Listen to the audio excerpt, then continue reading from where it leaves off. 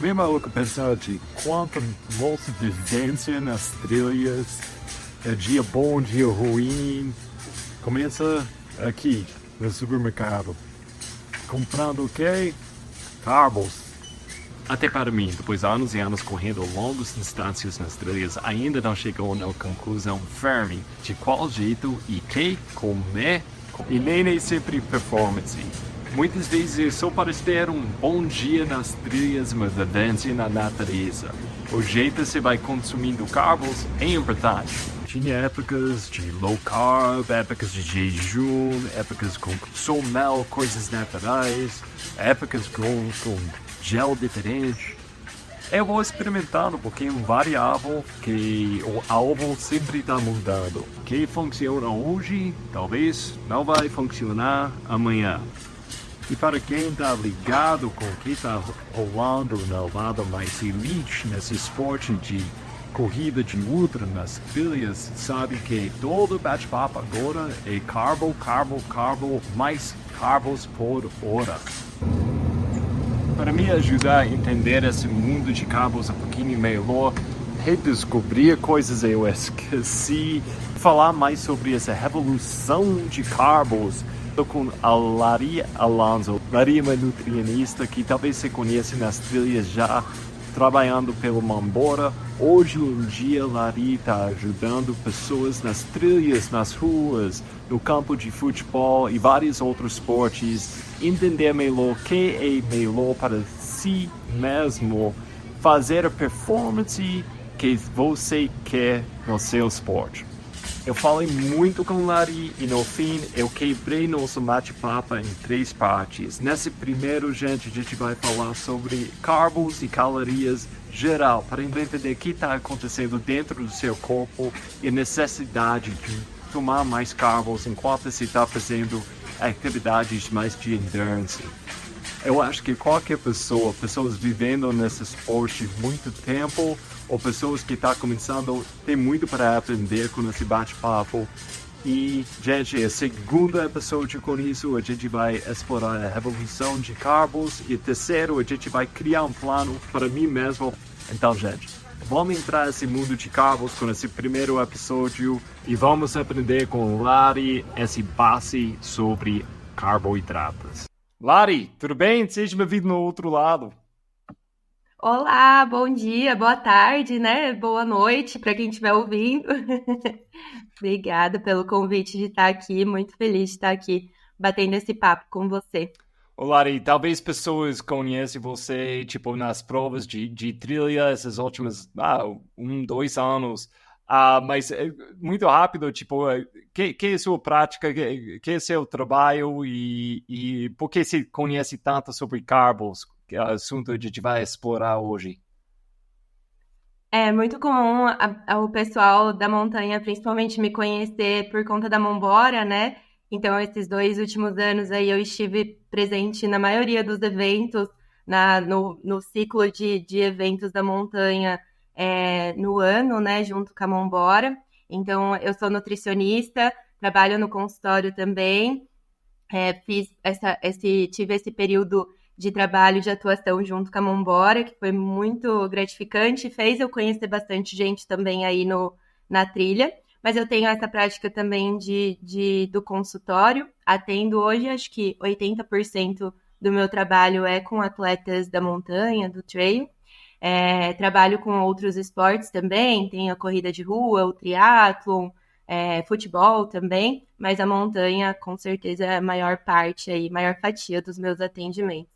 E carboidrato é o rei, né, da nutrição esportiva, então acho que é muito válido a gente conversar sobre isso, desmistificar ainda alguns mitos, algumas coisas que ainda existem por trás do carboidrato. Então, Lari, a gente tem muito para explorar aqui.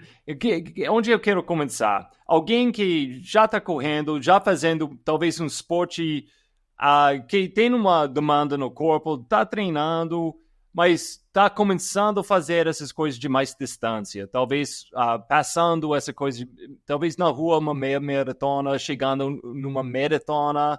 alguém que estava correndo nas trilhas 10 quilômetros, agora eles querem tentar fazer 30, 40, e de repente, no treinamento ou até na prova, ele tá fazendo uma cobrança no corpo por mais do que 1h30, 2 horas, 3 horas. E ele está percebendo, tipo, ok, eu estou sentindo muito diferente. Eu não estou correndo muito rápido, mas de repente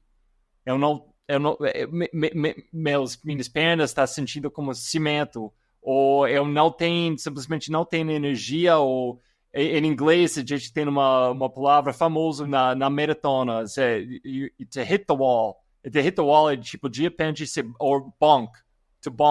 De repente, se não tem energia. Se tinha energia, de repente não tem.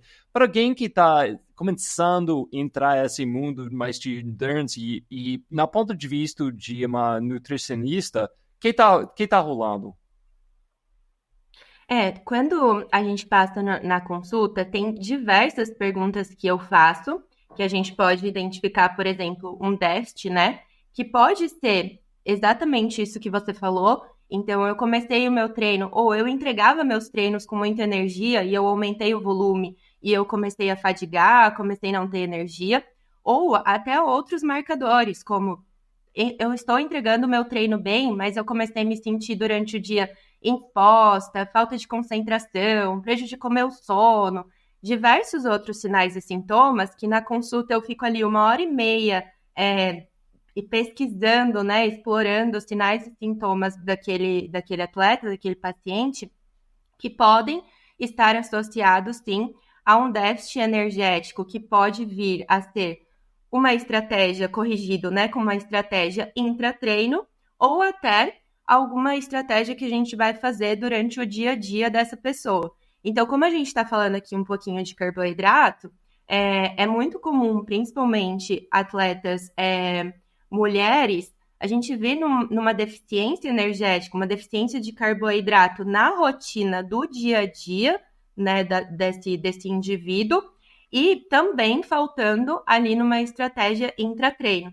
Então, muitas vezes eu tenho que olhar, nesse caso, uma fadiga, né, durante o treino, para como está essa alimentação, esse consumo de carboidrato do dia a dia, de repente, antes do longo, como que está essa estratégia antes de um longo de final de semana, e também pré, intra e pós-treino. Então, falando de nutrição esportiva, esses são itens que eu vou observar para fazer uma correção inicial, para que a gente já comece a melhorar, principalmente essa sensação de fadiga, de cansaço, de indisposição durante o treino. E é muito comum, Roger, eu corria 5 quilômetros, me sentia bem, comecei a aumentar para 10, me senti bem ainda. Então, às vezes, demora para a gente conseguir sentir ter essa percepção de fadiga durante os treinos, para que eu pense, poxa, acho que eu preciso de um intratreino, né? Então, às vezes, muito antes de chegar a essa fadiga, a quebrar, a não entregar um treino, a gente já consegue fazer correções para que fique mais confortável e tenha uma performance melhor. Então, eu não sei até qual ponto você se sente confortável entrando em mais fisiologia, mas quem vai entrando isso só um pouquinho, provavelmente eles entendem, tipo, o corpo a gente está comendo coisas, o corpo está usando para energia, o corpo está para combustível, a gente está usando carboidratos ou carbos, isso é famoso, mas gordura. É tipo, então, o que está rolando dentro do corpo durante exercício é tipo, e quando a gente está gastando, usando mais gordura, quando a gente está usando mais carboidrato, e tão preto e branco, de repente se está usando só gordura, de repente se está usando só carboidrato, o que está rolando dentro do corpo? Existe um gráfico que é bem tradicional na nutrição esportiva, de fisiologia do esporte de endurance, que é um gráfico que eu gosto muito, né, que é bastante utilizado, que ele diz, de um lado a gente tem intensidade e do outro lado a gente tem volume, e aí a gente tem o consumo, a utilização, né, de carboidrato subindo conforme a aumento de intensidade e volume. O que isso quer dizer, né, teoricamente, segundo esse gráfico? Conforme eu tenho um treino de menor intensidade e menor volume, eu tenho menor necessidade do carboidrato ali disponível na corrente sanguínea, de rápida absorção, e conforme eu tenho um aumento de intensidade e volume, eu tenho maior depletação e maior necessidade dessa glicose disponível na corrente sanguínea. Esse é um gráfico básico para a gente começar esse papo, né? Eu acho que hoje talvez eu vá responder muito para você, depende, porque a gente tem muitas variações que podem acontecer de indivíduo para indivíduo, de um indivíduo mais treinado, mais adaptado, para um indivíduo que é menos treinado, menos adaptado, ou eu posso considerar, por exemplo, se eu pensar nessa estratégia, né, de um treino leve e de volume baixo, de volume um pouco maior, mas com baixa intensidade. Eu preciso observar se houve um jejum, se teve um jejum que eu chamo de tanque cheio ou tanque vazio. Então, aquele jejum que foi feito de manhã, mas no período da noite, teve um jantar de carboidrato, um jantar de macarrão, por exemplo, e de manhã ele fez um jejum e saiu para treinar. Então, ele tem ali um estoque de glicose, um glicogênio muscular, que provavelmente vai ser priorizado, vai ser a primeira fonte de energia utilizada para o treino dele. E essa oxidação de gordura, ela vai acontecer conforme o treino dele fica mais longo, numa intensidade baixa, ela vai acontecer de forma mais tardia. Agora, se eu tenho, por exemplo, um jejum de tanque vazio, eu não fiz uma reposição à noite, não fiz um jantar de carboidrato e saí para correr em jejum hoje. Essa oxidação de gordura, ela vai começar já antes do que eu não tenho um estoque, né? Eu não tenho um glicogênio muscular ali para utilizar. Então, essa oxidação de gordura, ela começa anteriormente. Então, a gente tem alguns, o que acontece normalmente, mas depende do estado de alimentado, não alimentado, o quanto você, como indivíduo, como atleta, já se adaptou à oxidação de gorduras ou não ainda. Então, todos esses fatores, eles variam muito de indivíduo para indivíduo, para a gente dizer certamente o que você está utilizando agora. A gente pode até dizer que em momentos você vai utilizar os dois substratos como fonte de energia. Então, você está usando gordura e também glicogênio muscular ali para te gerar energia. Acho que é uma coisa que virou famosa, tipo, quando pessoas começaram a aprender isso e eles têm um alvo de perder peso. Então, automático, não, você pode ir mais devagar e queimar mais gordura. Não, que delícia. Esse tipo de coisa é um pouquinho básico, mas não quero ofender alguém ouvindo isso é notícia para eles. Como você explica isso para pessoas? Isso é verdade e isso significa, não, faz todos os meus treinos tipo, mais devagar porque eu quero queimar essa gordura. Como você explica isso para seus clientes?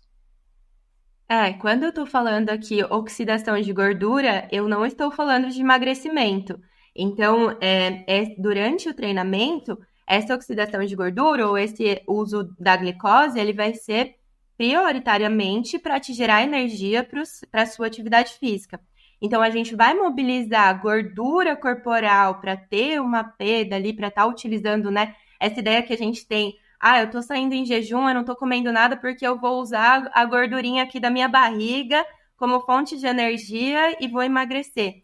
Então, essa estratégia, na verdade, o emagrecimento, ele precisa de um déficit calórico durante o dia, não é apenas o jejum ali que vai te mobilizar um emagrecimento. A gente tem, sim, relatos, como você falou, de um exercício físico de menor intensidade, mais longa duração, essa oxidação de gordura priorizada, mas tudo isso depende de muitos outros fatores para, de fato, gerar o emagrecimento. Você estava falando mais cedo aí sobre o estoque de glicose. Explica o que é isso e onde existe isso dentro do meu corpo e qual é o tamanho desse estoque? Quanto tempo eu tenho com esse estoque? Eu falo que o uso de carboidrato intra-treino, ele é principalmente para poupar o glicogênio muscular. Então, é exatamente isso. A gente tem um estoque, né, de glicose no nosso músculo, que é utilizado para nos gerar energia, né? Energia, quando a gente fala de energia, sai um pouquinho dessa ideia do carboidrato não só para atividade física. Então, durante o meu dia a dia, eu estou caminhando, eu estou trabalhando, eu estou fazendo minhas atividades do dia a dia, então o carboidrato ele também está ali para me gerar energia para o meu dia a dia. Mas quando eu estou falando da atividade física em si, a gente fala muito sobre essa questão do glicogênio muscular e de poupar glicogênio muscular, pensando em não gerar uma fadiga muscular, para que você tenha essa resposta de treino, né, a performance esportiva, mas que você também gere uma recuperação muscular priorizada, que você consiga entregar os sessões de treinos durante a semana. Então, a gente faz esse estoque de glicose no músculo, que é o que a gente chama de glicose muscular, e a gente pode até trabalhar com estratégias, já trazendo um pouquinho de estratégias de carboidrato, com aporte maiores 24 horas antes, 36, 42 horas antes, que são estratégias de aumento de carboidrato antes, proporcionando esse estoque de glicose muscular para gerar uma resposta também de energia durante o seu treino. Eu quero voltar aí para tipo estoque, como funciona isso, como completar esse estoque no melhor jeito possível. Mas um ponto eu quero falar, eu quero entender um pouquinho melhor antes, é cérebro. Tipo, quanto essa coisa de... Porque pessoas pensam, queimando carbo, tem que fazer exercício, muito. Mas seu cérebro está queimando carbos durante o dia. Tem as pesquisas sobre caras só jogando xadrez, queimando um nível absurdamente alto de carbos. E essa coisa, para mim, eu faço eventos de mais do que 10 horas. E essa coisa cognitiva, tipo, pensamento, é uma coisa absurdamente importante, porque você vai perdendo isso. Tanto mais você vai fazendo esse exercício sem parar, quanto mais eu vou perdendo a capacidade de pensar claramente. Então, pode falar um pouquinho sobre isso, a importância de carbos para pensar certo, para o cognitivo? A gente está falando aqui um pouquinho que durante os nossos treinos a gente pode usar gordura como fonte de energia, como substrato energético. E quando eu estou falando de cérebro, o nosso cérebro é glicose dependente. Então, eu necessito realmente do carboidrato para que eu tenha exatamente como você falou, as minhas funções cognitivas preservadas, né?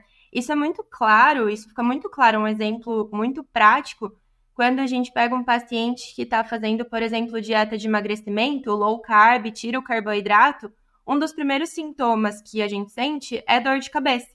Então, isso é muito importante. Hoje em dia, a gente tem uma venda muito grande nas redes sociais, na internet, de dietas com pouco carboidrato, de tirar o carboidrato, de a batata, o pão como vilão aí, né, dos alimentos do nosso dia a dia.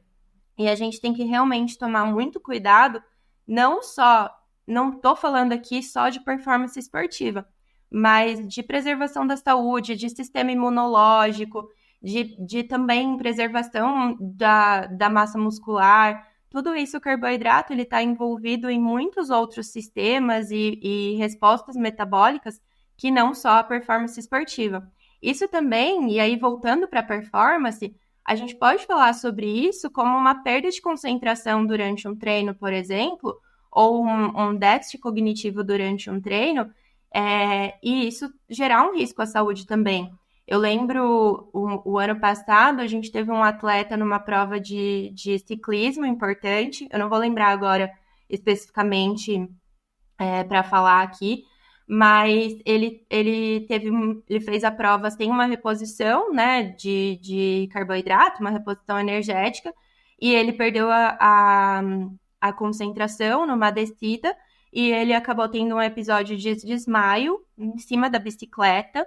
Então, é extremamente perigoso, né? Então, quando a gente está falando aqui de carboidrato e trazendo essa questão de performance, ok, a gente está falando de uma melhora de performance, de uma resposta de rendimento, de recuperação muscular, de fadiga e tudo mais, mas tem uma questão de saúde também muito importante, principalmente se a gente está pensando em endurance, numa exposição, um tempo de exposição durante o treino prolongado, o quanto eu estou preservando a saúde daquele atleta para que ele possa correr a longo prazo na vida dele, como que eu estou manejando o estresse oxidativo daquela atividade física para que ele consiga, para que ele não tenha uma lesão ou algum prejuízo na saúde, para que ele possa correr até os 80, 90 anos aí tranquilamente. É uma outra coisa que eu quero, enquanto a gente colocar no nosso base aqui, a hidratação e o electrolytes, essas coisas, sol, e enquanto onde entra isso com o processo de pegar carboidratos e continuar durante uma prova de 3 horas, 4 horas, 6 horas? O sódio, ele tem uma característica importante. Eu sempre gosto de usar, quando eu tô falando com um atleta, por exemplo, que começou agora, eu sempre pergunto qual que é o sabor do seu suor.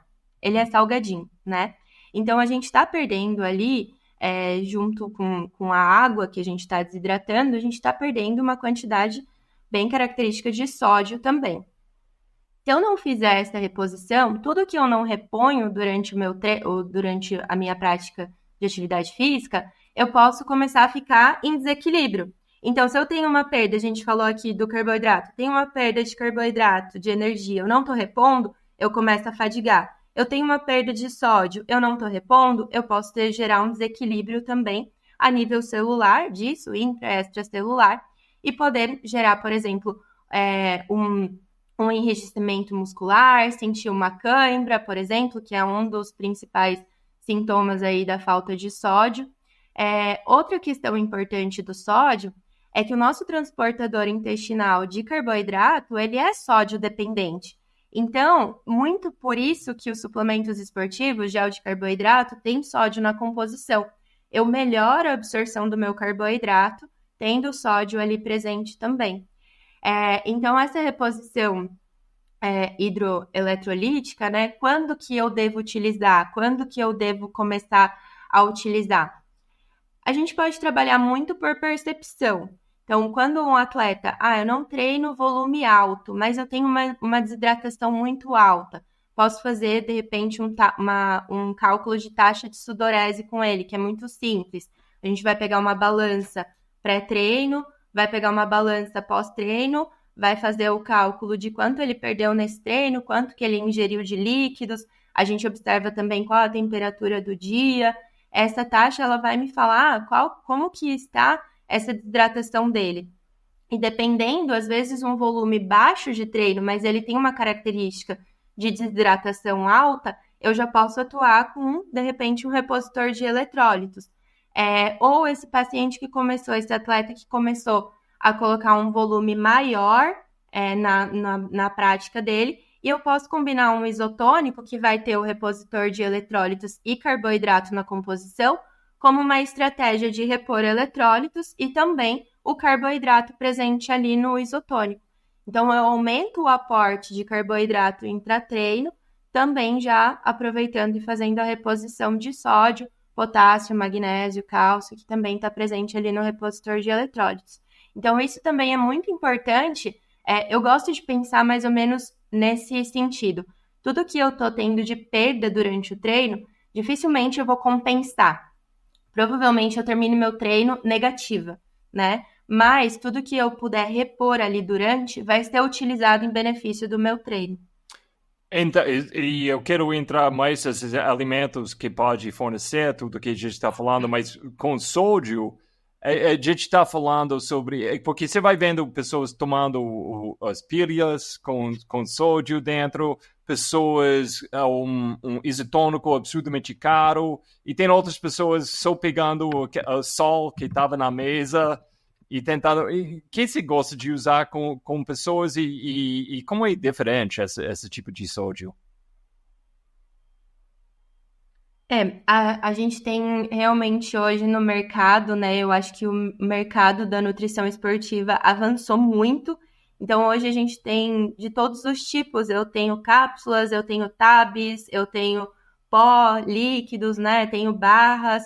Então, são diversas opções que a gente tem. Isso é muito bom, porque isso são estratégias que a gente pode utilizar com diferentes indivíduos, de acordo com a aceitação. Eu, particularmente, falando aqui de esporte de montanha, eu gosto bastante das opções líquidas. Então, a opção em pó, né, que a gente compra e dissolve no líquido. Pensando em esporte de montanha e em longa duração, porque é muito mais prático de eu levar um pó ali para repor no PC, repor a minha flask de isotônico ou de repositor de eletrólitos, do que, de fato, eu levar, por exemplo, um suplemento que já é pronto, já diluído, ou carregar uma barra que pode ter o risco de derreter, de ter alguma alteração na composição. As cápsulas de sal, elas são uma alternativa. Eu, particularmente, gosto de deixar como última alternativa, porque elas são bem mais concentradas, né? Então, a chance de você ter um desconforto ali ao usar elas é um pouco maior. Eu tenho bastante atleta ainda assim utilizando por praticidade, né, das cápsulas. Então, é algo que eu treino muito. E aí, como treinar isso? A gente pega um treino curto, que não é um treino tão importante, que talvez eu nem teria necessidade dessa reposição, mas eu coloco ali como uma estratégia de testar para ver a resposta intestinal e absorção, né, absortiva desse indivíduo. Deu certo? Ok, funcionou? Vamos tentar colocar no meio de um treino um pouco mais longo, até que a gente vai adequando a quantidade e vai observando as respostas individuais também. Então, por exemplo, um marcador importante, um sintoma, né, um sinal importante. Eu termino minha prova com a minha mochilinha, com toda a minha roupa cheia de sal. E eu percebo uma perda de peso muito grande, uma desidratação muito grande. Coloquei uma cápsula de sal ali no meio do treino, por exemplo, e eu diminuí essa sensação final. Ou eu tinha cãibra e eu não senti mais cãibra. Ok, então uma resposta positiva. A gente pode testar, colocar 2 num próximo treino e ver como que o corpo também responde, como que é essa resposta dessa estratégia. Então, tudo vai muito dos testes que a gente vai fazendo e das respostas, tanto de performance, não consegui entregar o treino, entreguei, tinha cãibra, não tive, terminava com muito sal, não terminei, tinha uma perda de peso grande, não tive mais. Essas respostas são todas importantes para que a gente vá adequando a estratégia ali entre a treino. Mas eu, particularmente, gosto bastante dos isotônicos. Hoje a gente tem diversas opções aí, né, no mundo da suplementação esportiva, mas que eles já combinam um blend de carboidrato e os repositores eletrólitos também. Então, se eu estou pensando em aumentar um pouco o aporte de carboidrato intra-treino e já repor eletrólitos, eu gosto bastante dessa estratégia dos isotônicos. Quero voltar com o sol aqui, essa coisa, a camisa você falou que tem sol, visualmente. Quando isso acontece para atleta a primeira vez, dá um susto. Tipo, o que tá rolando? Para mim, eu vou percebendo, e não é sempre, às vezes eu vou suando muito e não tem essa marcação na roupa, meio branquinho. Quando isso acontece, significa eu estou perdendo ainda mais sol do que normal? Eu estou chegando no limite? O que está rolando quando eu estou vendo essa roupa meia com neve? Tem, às vezes, assim, a gente pode pensar que tem treinos que você vai ter uma perda, que a sua roupa vai terminar com sal, que a gente não vai conseguir, como eu falei, dificilmente eu vou conseguir repor tudo que você perde durante o treino. A gente vai terminar negativo. Mas observar que isso tá de forma exagerada que você tá com a roupa com uma perda muito maior do que você costuma ficar, ela já é um sinal para a gente corrigir. Mas, Roger, tem muitas variações. Então, qual que é o horário que você treinou? Qual a temperatura? Talvez você vai executar exatamente o mesmo treino em horários diferentes. Hoje você vai meio-dia, na semana que vem você vai às 6 da manhã e o seu corpo já vai responder diferente a isso. Tem muito a ver com como foi a sua semana, o que você fez de estratégia de nutrição, de hidratação durante a semana, como foi o seu consumo de carboidrato durante a semana também. Então, é muito individual de acordo com o seu treino. Você pode observar respostas diferentes do seu corpo. Eu falo que é como se eu pegasse uma receita de bolo e executasse essa receita de bolo para nutrição esportiva. Quando eu pego todos os esportes, eu tenho variações. Então, eu mudei o forno ali, eu vou me adaptando, né, e tudo mais. Quando eu pego o esporte da montanha, é como se eu, a cada treino e a cada prova, eu mudasse a cozinha, eu mudasse os equipamentos, eu mudasse os ingredientes. Então, é como se a gente tivesse sempre que estar se adequando àquela prova específica, aquele treino específico e as respostas que seu corpo dá em relação àquilo. Então, tem muitas variações e a gente observar esse autoconhecimento, essa autoobservação do atleta é muito importante para a gente conseguir direcionar as estratégias nutricionais. Com isso também, é uma coisa que a diferença entre você falou antes, performance mesmo e só completar. Para mim, eu vou falar, tipo, eu passei, eu não estou dando dicas para ninguém, mas eu sempre vou experimentando coisas para mim mesmo. Eu passei uma época fazendo muitas coisas de jejum, passei épocas muito carboidrato, e eu consigo correr 10 horas, eu já fiz com quase nada, só água, um pouquinho de sal, e eu consigo, mas eu estou completando. E pessoas gostam de usar, mas eu tenho um amigo que fez completar. O que eu quero explorar daqui em frente é performance. Alguém fazendo o melhor possível para o tempo mais longo possível. Então, para mim, isso significa consumindo mais carboidratos do que normal. Até sabendo, eu consigo fazer isso em jejum. Mas meu alvo não ser... foi primeiro completar a prova em jejum. E essa categoria ainda não existe. Então, para mim, eu quero deixar muito claro, eu estou falando de performance. E a gente vai chegar num parte falando muito de performance, tipo, alta performance pelo mundo. Mas primeiro, eu quero voltar a essa coisa de o jeito de consumir esses carboidratos e absorção, tipo, como você sabe isso está entrando no seu corpo enquanto você está correndo, como que isso é diferente? A gente está falando essa ideia, você tem esse estoque de carbos no corpo, mas todo carbo é igual. Tem essa coisa de fructoso, tem essa coisa de maltodextrino, todo carbo é igual, e se não, quais carbos você acha que é melhor para a gente consumir durante esse exercício? Ótimo, vamos lá. Quando a gente fala de carboidrato, aqui para performance esportiva, a gente está falando principalmente de glicose e frutose.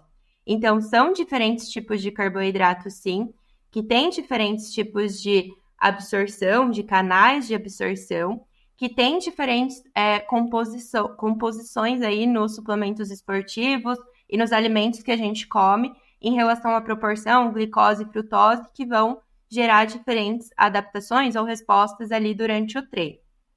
Eu tive um professor uma vez que ele explicou de uma forma que eu gosto muito de usar. Se a gente for nós dois ali numa festa em São Paulo, a gente vai chegar nessa festa, parar na fila e ficar na fila ali esperando para entrar nessa festa. Se chegar uma pessoa de Ferrari, por exemplo, essa pessoa dificilmente ela vai entrar na fila, ela vai ter livre acesso ali para essa festa. Então, é como se a glicose fosse a pessoa de Ferrari do nosso organismo. A glicose, ela tem livre acesso, absorção muito mais rápida no nosso intestino, gerando uma resposta, né, na corrente sanguínea muito mais rápida e muito melhor, muito mais otimizada. É como se nosso organismo, nosso corpo, ele preferisse, tivesse uma preferência pela glicose. Enquanto a frutose, ela faz igual a gente ficou ali na fila. Ela gera um acúmulo ali no intestino para que ela seja absorvida. Então, o que a gente precisa cuidar muito com suplemento esportivo e até alimento? Se eu tenho um suplemento que ele tem uma quantidade muito maior de frutose ou só frutose, e eu só uso ele em grandes quantidades durante o meu treino, durante a minha prova, a chance de eu gerar uma sobrecarga intestinal, contando com isso que eu falei, que a gente precisa dessa sobrecarga, né, no intestino para absorção, é muito maior. Enquanto que eu também utilizar apenas glicose, eu só vou ter ali um tipo de absorção, um canal sendo utilizado de absorção, e também uma velocidade de absorção mais rápida. Então, hoje, o que a gente tem estudado e o que a gente tem priorizado são por suplementos ou alimentos que têm essa combinação de glicose e frutose. Existem suplementos, os géis de carbo hoje, na maioria, trabalham com 1 para 1, um de glicose para 1 para frutose, que é mais ou menos a combinação que a gente encontra numa bananinha pasta, no melzinho, por exemplo, enquanto a gente tem suplementos esportivos que trabalham com essa evidência de melhor absorção de 2 para 1. Então, 2 de glicose para 1 de frutose. Então, é sempre legal, e quando a gente pensa, por exemplo, nesses mais tradicionais, palatinose, malto é uma combinação de moléculas de glicose. Então, eu tenho rápida absorção, a gente sabe disso, né? Malto, rápida absorção. Na palatinose, eu já tenho a combinação frutose e glicose. Então, eu tenho um tempo de absorção um pouco mais lento. Eu consigo utilizar ela a mais longo prazo. Então, isso é muito importante que a gente observe nos suplementos, que a gente tenha blend de carboidrato, combinação de carboidratos diferentes, para que eu tenha essa absorção em tempos diferentes e mais otimizada e não gere uma sobrecarga intestinal também. Qual tipo de blend, percentagem, você gosta de usar em geral? Eu gosto de trabalhar ou isso, 1 para 1 ou 2 para 1. E onde, comida natural, vamos falar, onde a gente vai achar isso? Essa combinação? A rapadura tem essa característica também, apesar de maior parte da composição dela ser de glicose, né? Mas ela também tem ali uma quantidade de frutose na composição. As frutas passas, principalmente a bananinha passa, né? Que a gente usa, bananinha açucarada. Então, ela tem essa característica também de frutose e glicose. O próprio melzinho. Falando das frutas secas também, o damasco, a uva passa, também tem essa combinação legal também de trabalhar. E aí a gente pode trabalhar com outros tipos de sólido que possuem até outras características, mas que também geram uma resposta diferente. Então, já entrando um pouquinho aqui, né, nessa questão de alimentação intratreino, mas, de repente, revezar um gel com uma bisnaguinha com geleia de fruta, então eu estou trazendo ali a geleia, que também tem essa composição de frutas, mas eu também estou trazendo um sólido para trazer um pouco de saciedade, pensando em longa duração. Então, dá para a gente fazer combinação de alimento com suplemento também. Essa coisa de absorção, líquido ou sólido? Como... E eu vou brincando muito na minha vivência de correr ultra. Eu tinha época, foi tudo sólido e só água foi uma coisa líquido. Esses últimos anos eu estou experimentando muito, chegando no ponto eu faço provas de mais do que 10 horas, eu só tomo líquido. E todo o carboidrato eu vou colocando na garrafa, tudo pela garrafa. Quais tipos de coisas você vai vendo com pessoas trabalhando com você? E por quê? por que você ia falar uma ou outra, ou você vai mais no campo, no time líquido, por exemplo? Tá. Bom, trazendo um pouco de prática clínica e a vivência da prova, né? O que eu acho legal de estratégia? A gente testar tudo. A gente ter todas as alternativas. Então, vamos supor que você passou comigo hoje e a gente vai começar a fazer estratégias. Vamos testar o líquido, vamos testar o sólido, vamos testar o gel. Por que isso? Vou trazer um pouquinho do exemplo da La Mission que a gente tem agora esse final de semana. A La Mission, claro, ela tem as características diferentes dela nas distâncias, né, diferentes. Então, é claro que a prova de 7 quilômetros ela tem uma diferença muito grande da prova de 80, mas ela é uma prova de forma geral que ela tem uma característica de começar com a parte de maior dificuldade. Então, logo depois ali da largada tem a parte da subida para a Pedra da Mina, para o Campo do Muro. Então, é uma parte que tem mais subida, uma subida mais técnica. Logo depois do cume, tem uma descida mais técnica também. E depois é uma prova que ela fica mais rolada no final, né? Então, por que eu estou falando dela e qual que eu acho a importância de você ter estratégias diferentes? Quando eu penso numa prova que ela tem um começo um pouco mais desgastante e um final mais rolado, eu preciso garantir que esse atleta ele tenha energia no final para ele desempenhar uma performance melhor. Então, ali, do meio para o final, é onde a prova fica mais corrível, onde ele vai menos caminhar, correr. Ele vai ter a opção de correr mais, um pedaço de estradão, um pedaço mais rolado. Se eu faltei na estratégia nutricional no começo, a chance dele chegar nessa parte que é mais corrível e não ter energia, porque ele já se desgastou muito naquela parte técnica, é muito grande. Ótimo, beleza. Como que eu trabalho para uma parte que é mais técnica, mais difícil, a suplementação para garantir que ele tenha uma suplementação maior ali naquele começo? Você concorda comigo que se você está fazendo uma subida longa, que você não vai correr, uma subida que tem uma parte mais técnica, que você vai caminhar, é mais fácil você comer uma bananinha, por exemplo, do que se você tiver numa descida muito forte, uma descida com uma intensidade maior, certo? Uhum. Óbvio. Vou comer. Em contrapartida, se você tiver num estradão muito rolado, você vai optar por um gel rápido, você está numa intensidade alta, você está correndo forte, mantendo um ritmo bom. Se você parar para pegar uma bananinha, uma bisnaguinha, algum alimento sólido, você já perdeu sua concentração, seu ritmo, já parou ali para mastigar e tudo mais. Então, nesse momento, é muito melhor a gente utilizar um gel ou um suplemento líquido, que você vai só dando golinhos e vai mantendo o seu ritmo. Enquanto que naquele começo, na parte mais técnica, numa subida que você vai caminhar ou um PC que você vai parar, a gente pode usar os sólidos. Então, quando a gente pensa numa estratégia La Mission, por exemplo, eu peço para colocar os sólidos no começo da prova e você pensa, mas Lari, para que sólido no começo da prova? Eu nem tô com fome, eu acabei de largar, eu fiz meu pré-treino, eu comi, eu não preciso comer ali, eu tô bem, eu tô tranquilo. Mas esse aporte maior no começo, eu garantir que você chegue do meio para o final, saciado, tranquilo, para só usar líquido e gel no final, é muito importante. Então, qual estratégia utilizar? Líquido, sólido, gel? Depende qual é a sua resposta, qual é a sua melhor adaptação, depende qual terreno você vai enfrentar, qual prova você vai correr, qual clima você vai enfrentar, então tudo isso muda muito.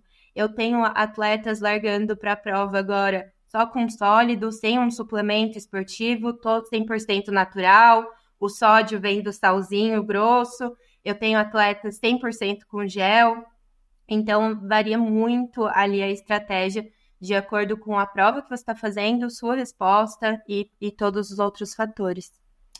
Para fechar essa parte do nosso bate-papo aqui, eu quero dar umas coisas mais práticas para pessoas. Então, tudo que eu estou ouvindo é tipo, tem parte de mim, tipo, então, por que eu não só jogo um monte de açúcar numa garrafa com água e tá, e um pouquinho de sal. Você falou sobre sódio. Por que isso não resolve? E, puxa, eu economizei muito dinheiro. Eu poupei, eu não vou gastar tanto dinheiro com tantos produtos. Então, vamos entrar nisso. Por que pessoas não fazem isso? E que pessoas podem fazer? Coisas práticas. Tipo, para começar esse caminho de entender que funciona com você e não funciona com você. Vamos voltar para essa atleta que a gente falou no início, que está começando a fazer treinos ou provas de mais do que 2 horas, está chegando no 3, 4, 5 horas de uma prova. Pode ser no bike, pode ser nas trilhas, pode ser nas ruas. Onde a gente vai começar? Você vai falar, ok, não, Roger, você tem razão, joga açúcar e sal numa garrafa e vai lá, ou começar a levar banana com você. Quais tipos de coisas a gente pode fazer para começar, para experimentar com si mesmo? Show, vamos lá. Por que é diferente, né? A gente utilizar, de repente, pegar uma garrafa ali, jogar um açúcar, um sal e sair. Principalmente isso que eu falei do blend de carboidrato nas proporções, e isso se estende também para o sódio e também para os eletrólitos que estão ali, né? Então, os suplementos esportivos, eles são desenvolvidos naquelas moléculas para ter uma melhor absorção, uma melhor resposta intestinal e absorção daqueles itens que a gente está utilizando. Então, a chance de você gerar uma sobrecarga intestinal, sentir um desconforto, é muito maior com uma estratégia como essa do que, de fato, com um suplemento esportivo. Fora isso, a gente vai começar os testes de acordo com os treinos, observar os treinos. Então, se eu tenho, por exemplo, vamos supor um atleta, vou falar um atleta que tem diferentes modalidades para a gente pensar em diferentes modalidades. Se eu tenho, por exemplo, um treino de bike na terça, um treino de corrida na quarta, eu posso testar, por exemplo, no treino de bike, iniciar pelos sólidos, que a gente gera menos desconforto ali. Então, a gente já pode começar os testes de sólido naquele treino específico, ou um treino que tem uma intensidade um pouco menor, um treino que vai para trilha, que vai ter uma caminhada no meio, colocar uma bananinha.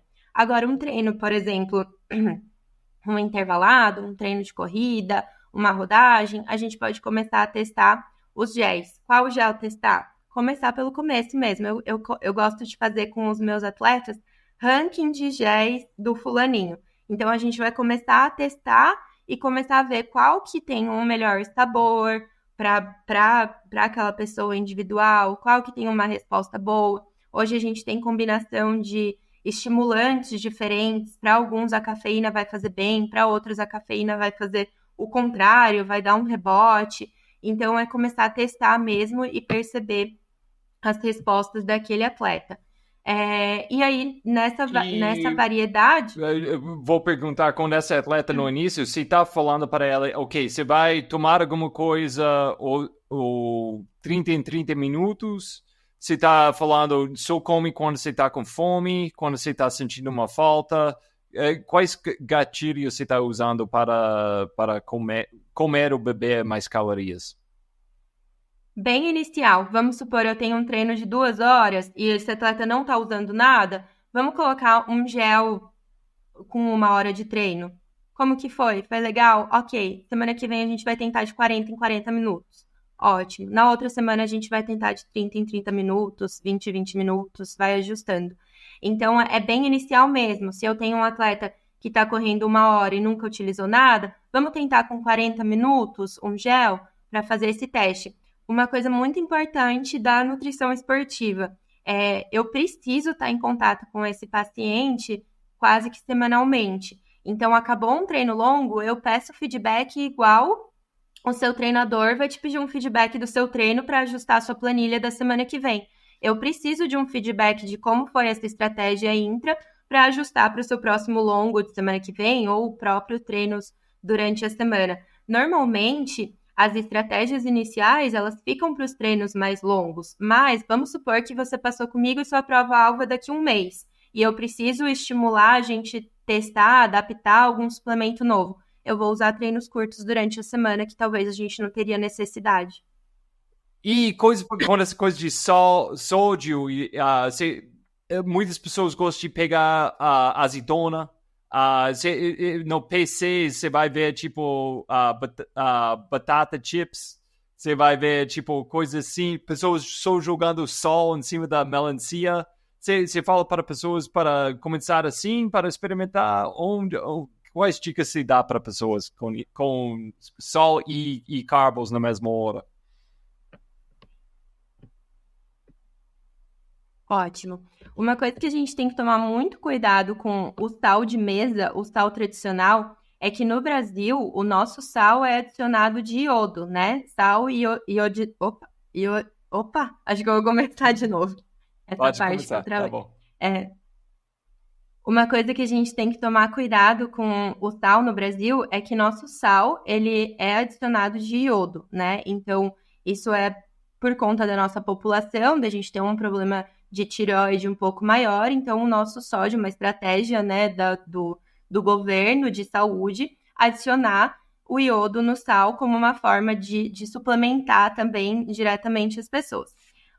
Qual que é o problema disso? Ali, para performance esportiva, não seria tão legal. Então, a gente usa, por exemplo, o sal grosso ou um sal livre de iodo para fazer essa reposição de sódio, por exemplo, ali, que não é também a melhor estratégia, né? Como eu falei, na cápsula de sal ou no suplemento esportivo, a gente tem uma dosagem muito mais controlada, que às vezes eu não consigo controlar a dose ali na pitadinha de sal, e também eu tenho a molécula muito mais desenvolvida para uma absorção intestinal do que ali aquele sal de mercado.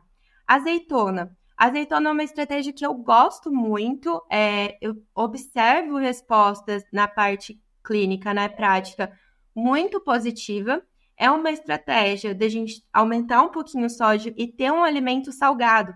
Então, esse é um ponto também, né? Quando a gente pensa em carboidrato, a gente está pensando gel de carbo doce, suplemento esportivo doce, bananinha, rapadura, fruta seca, tudo muito doce. Então, tem uma hora que, de fato, o paladar já enjoou do doce, eu não consigo mais colocar nada doce na boca. Então, ter estratégias salgadinhas, eu acho importante, acho legal. Azeitona, gosto muito, bisnaguinha com azeitona, faz tipo um patezinho, amassa ela. A batata também é uma estratégia legal, pode ser ela em forma de purê, fazendo tipo um gelzinho mesmo ali, né? E coloca um pouquinho mais de sal para aumentar o teor ali de sódio também. Ou ela em rodelinha, no forno, também é uma estratégia legal.